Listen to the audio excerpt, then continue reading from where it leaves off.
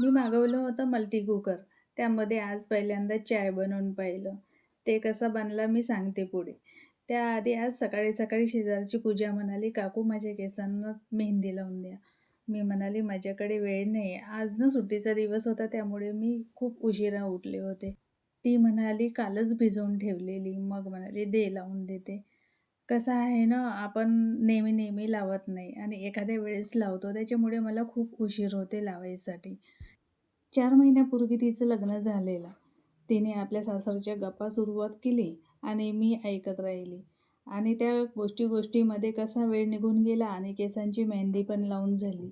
गप्पा-गोष्टी रंगल्या की वेळ कसा निघून जातो काही कळतच नाही.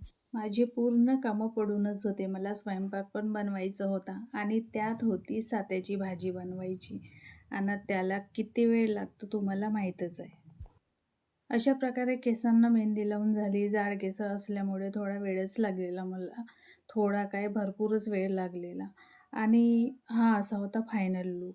आणि आता मी लागले आपल्या कामाला. सात्यांना धुवून वगैरे काढला, मसाला तयार केला, कांदे वगैरे कापले आणि बनवलं. खूप टेस्टी बनल्या होत्या आणि हे दुपारचं उद्योग आमचं. ऑनलाईन केटल मागवलं होतं, इलेक्ट्रिक कुकर. त्यामध्ये मॅगी, पास्ता, अंडे पण उकडता येतो. पहिल्यांदा मी चाय बनवून पाहिला. गॅस वगैरे संपल्यानंतर छोट्याशा उपयोगासाठी चांगलं आहे हे.